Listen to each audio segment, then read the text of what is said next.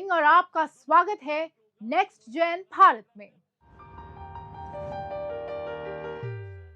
जब बच्चे खिलौनों से आगे बढ़कर खुद मशीनें बनाने लगे तो समझ लीजिए भविष्य तैयार हो रहा है।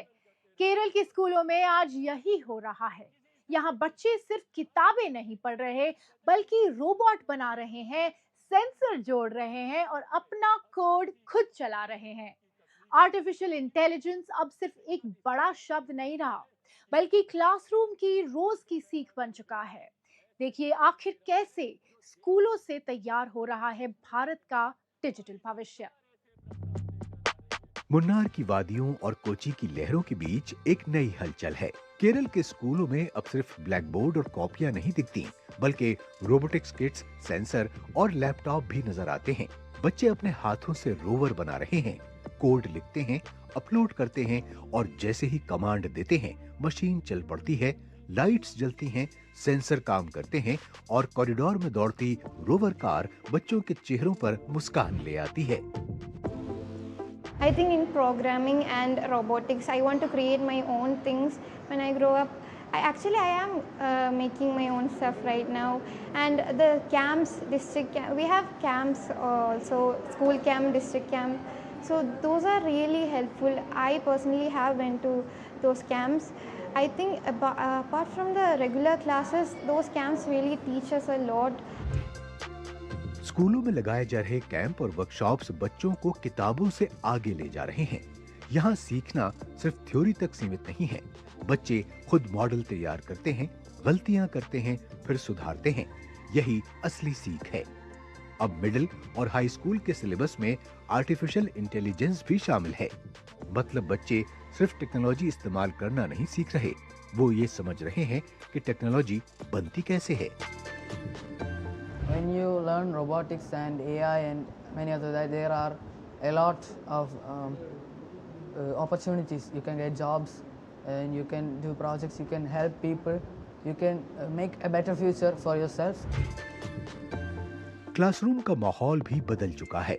पढ़ाई अब एक तरफा नहीं रही। टीचर्स खुद AI प्लेटफॉर्म का इस्तेमाल कर रहे हैं। वो हर छात्र की समझ के हिसाब से सवाल तैयार करते हैं। मुश्किल टॉपिक्स को आसान तरीके से समझाया जाता है और सबसे अहम बात, शिक्षकों को भी AI टूल्स और उनके सही इस्तेमाल की ट्रेनिंग दी जा रही है। यानी सीखने की ये यात्रा सिर्फ छात्रों तक सीमित नहीं है, बल्कि शिक्षक भी इसमें बराबर के भागीदार हैं। Seeing is believing. In English, we have a very popular saying, what we see, we believe. So students, when they see all these techniques and various tools, and when they are used to that, they learn much better. Whereas a teacher's presence and time is limited. Whereas in the modern technology, when you go with the technological based learning, the students have more time there to spend with the AI according to his comfort, according to his time and according to his schedule. So that is more free to adapt for the learners. ये बदलाव सिर्फ school की चार दीवारी तक सीमित नहीं है। घरों में भी इसका असर साफ दिखता है। जिस उम्र के बच्चे खिलौनों से खेलते थे, आज वो खुद रोबोट बना रहे हैं। जब एक बच्चा अपने बनाए प्रोजेक्ट को घर लाता है, तो माता पिता की आंखों में जो गर्व होता है, वो सिर्फ एक प्रोजेक्ट का नहीं, बल्कि भविष्य का होता है। All the parents will be very proud if his kids are working with this AI, because it is very important nowadays. I think everywhere there is AI. Everything is comes under this AI.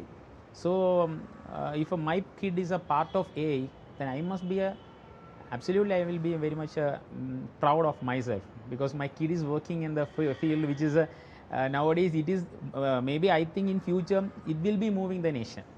And if my kid is a part of it, I mean that he is also a part of the thing which is moving our nation. So I may be very much proud. छोटे rover cart से लेकर बड़े career के सपनों तक केरल के ये classroom एक नई सोच तैयार कर रहे हैं। यहाँ AI को डर के रूप में नहीं, अवसर के रूप में देखा जा रहा है। बच्चे समझ रहे हैं कि आने वाला समय डिजिटल है और अगर उन्हें आगे बढ़ना है तो टेक्नोलॉजी को समझना और बनाना दोनों जरूरी है।